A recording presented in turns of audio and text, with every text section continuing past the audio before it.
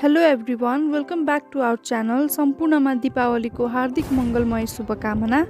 आज हामी बनाउँदै छौं तिहार स्पेशल फिनी रोटी। फिनी रोटीको लागि हामीले 1 केजी मैदा लिएका छौं। यो मैदाको हामीले डो तयार पारेका छौं।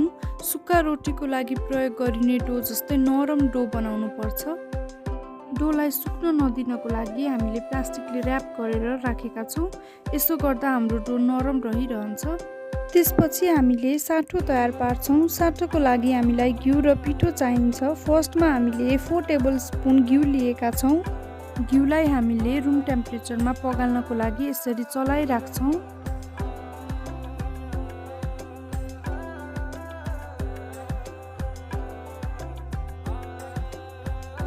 त्यसपछि हामीले मैदालाई घिउमा मिक्स गर्दै चलाउँछौं। साठो बाक्लो नभएसम्म मैदा थपिरहनु पर्छ र राम्ररी मिक्स गरिरहनु पर्छ।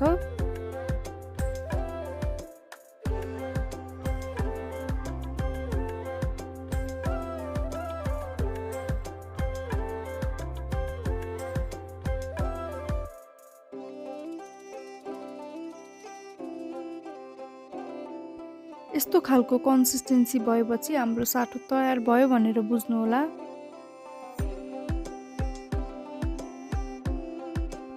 अब हामी हाफ डो लिएर त्यसलाई ठूलो सफा टेबलमा पातलोसँग बेल्छौं र साठो लगाउँछौं। डोलाई भिडियोमा देखाए जस्तो रेक्टेंगल शेपमा बेल्नु होला र साठोलाई चाहिँ इभनली स्प्रेड गर्नु होला।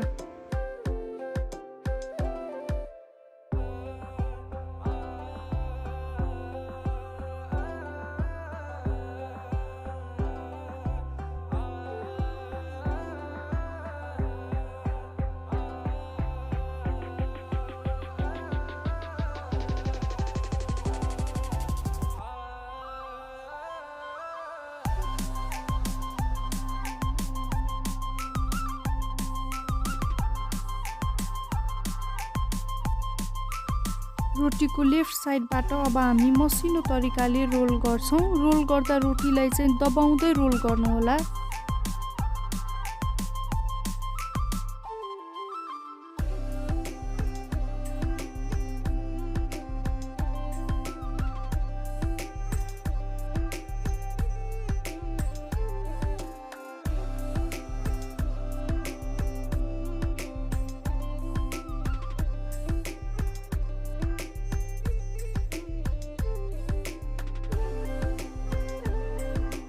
यो रोटी अब रोल गरेर रेडी भइसकेको छ। अब यसलाई हामी हल्का दबाउँदै पातलो शेप दिदै छौं।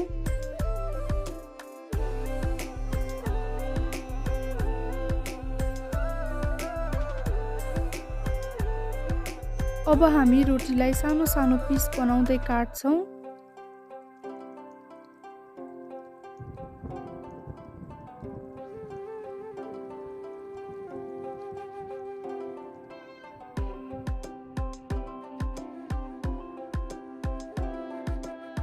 राम्रोसँग रोल गरिएको रोटीमा भिडियोमा देखाए जस्तो लेयर देखिन्छ। अब हामी मैदा लिएर त्यसमा अघि तयार गरेको रोटीको पिसलाई बेल्छौं।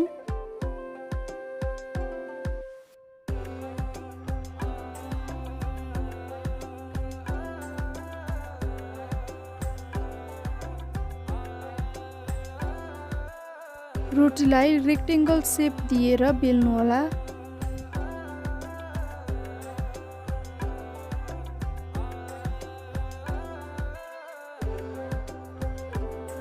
अब हामी भिडियोमा देखाए जसरी फिनी रोटीमा कट गर्छौं। तपाईहरुले फिनीमा आफ्नो इच्छा अनुसारको शेपमा कट पनि गर्न सक्नुहुन्छ। अब हामी फ्राइङ प्यानमा भेजिटेबल ओइल लिएर तताउँछौं। फ्राई गर्दा फिनीको लेयरलाई कम्प्याक्ट राख्न र त्यसलाई टुक्रा पर्न नदिन पानीमा डुबाउँछौं र मलमलको कपडामा पानीलाई तार्छौं।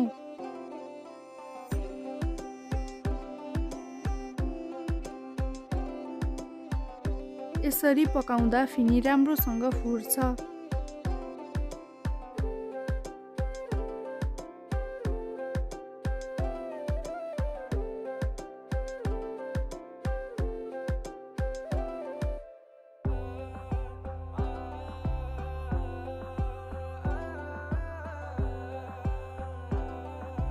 फिनीलाई पल्टाउँदै यसरी पकाउनु होला।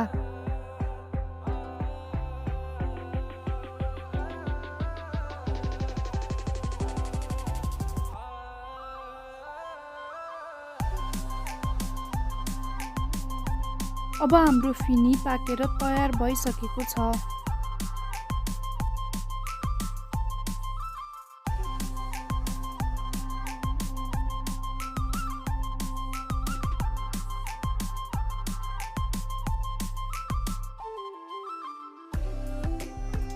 तिहार स्पेशल यो भिडियो तपाईहरुलाई मन पर्यो भने हाम्रो भिडियोमा लाइक, शेयर र कमेन्ट गर्नुहोला र हाम्रो च्यानललाई सब्स्क्राइब गर्न नभुल्नुहोला। Thank you.